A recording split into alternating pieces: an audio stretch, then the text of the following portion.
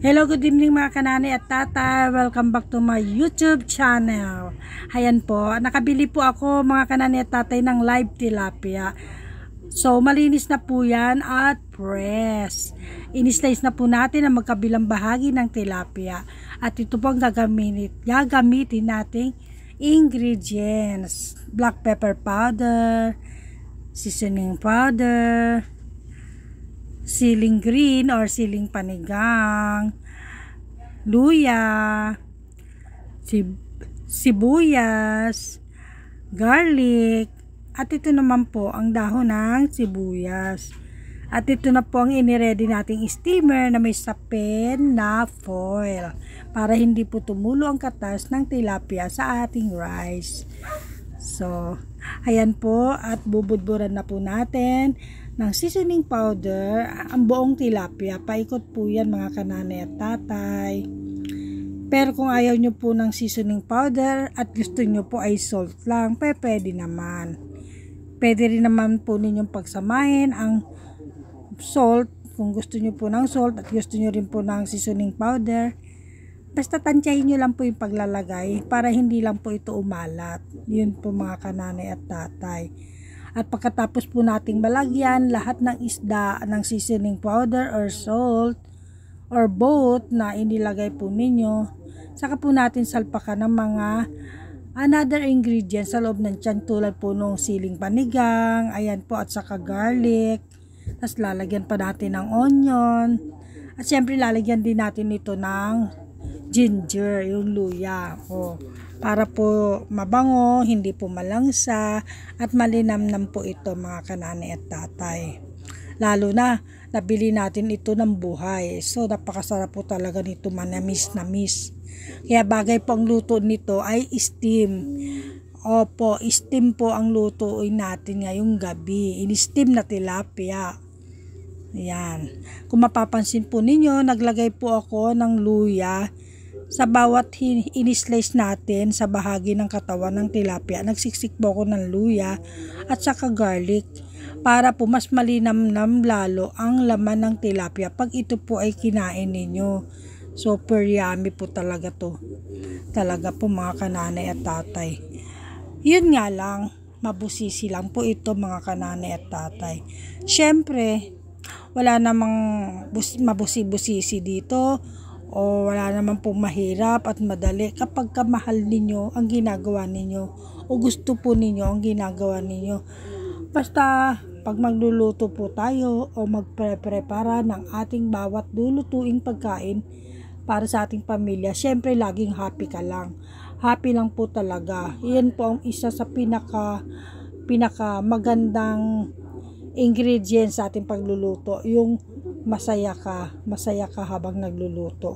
Kasi kahit hindi kompleto ang sahog, pag masaya ka, perfect ang magagawa mo, perfect mo itong magagawa. Kahit konti lang ang sahog, maluluto mo to ng masarap dahil may halong pagmamahal. Kasi nga masaya ka di syempre may halong pagmamahal. Yun po ay sa totoo lamang, yun po talaga ang totoo. Kahit, di ba, pag wala tayong sapat na pera at hindi natin kayang kompletohin yung pansahog, di ba? Pag masaya ka at saka gusto mo yung ginagawa mo, magtataka ka ba't masarap pa rin yung luto mo kahit hindi kompleto ang sahog. Kasi nga, may halong pagmamahal at masaya ka na ginagawa mo ito dahil yun ang gusto mo. O di po ba? Ayan, di ba saglit lang? Simpleng-simple nga lang At pag natapos po natin lagyan lahat ng mga ingredients, ang buong isda, ilalagay po natin ito ng tama at maayos sa ating steamer para po maluto ito ng sabay-sabay. Pasensya na mga kananay at tatay dahil madaldal ako ngayon, madaldal si Inday. Siyempre maganda naman po yung madaldal kaysa boring ka. So ayan, at nakatapos na po tayo mga kanani at tatay ng ating preparasyon. At eto po at nakaredy na po sa ating steamer. So bubudburan ko po to uli ng black pepper powder. Ayan po. Hindi naman po masyadong marami, pero depende po sa inyo kung ano ang type ninyo. Marami or kaunti. Basta yun ang gusto nyo, okay lang po yun. Malasa po na yan at masarap basta mahal nyo ang ginagawa nyo. Ayan. At pag natapos na po natin ilagay ang mga seasoning powder, ready na po natin itong itungtong sa rice cooker. Ayan. Ayan po ang ating rice cooker at itinungtong na po natin ang ating steamer na may tilapia. Ayan po mga kananay at tatay. At tatakpan lamang po natin ito sa loob lamang ng 10 minuto. Ayan. Ayan po mga kananay, masisira na po ang takip ng aking, yung hawakan ng aking takip. Ay! Nanay, tatay, pasensya na, binuksan ko po ulit dahil nakalimutan ko po ang isa ko pang ingredients. Ito pong liquid seasoning. Ayan po. Pagkatapos ko pong lagyan ng liquid seasoning, so 10 minutes lang po, ayan na mga kanani at tatay, at nakaluto na po tayo ng isda sa loob lamang ng 10 minuto. Ay binuksan po natin ito para budburan ng dahon ng sibuyas. Ayan. Huwag niyo pong kalilimutan mga kanani at tatay, 10 minutes bago niyo po buksan ang ating tilapia. At maglalagay po ng another ingredients.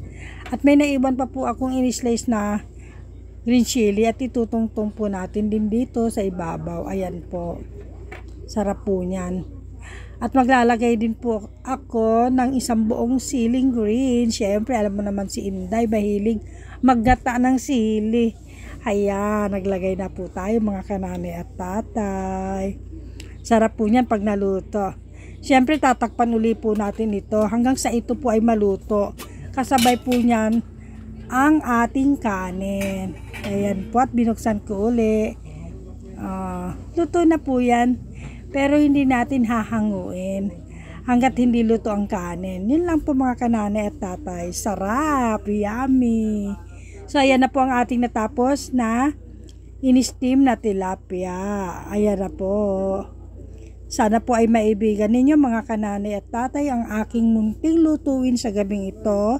At kung naibigan po ninyo mga kanani at tatay, at bago pa lamang po kayo sa aking YouTube channel, huwag niyo pong kalimutang mag-like at mag-subscribe and comment down below. Hanggang dito na lamang po ang aking video. Hanggang sa muli. Bye-bye!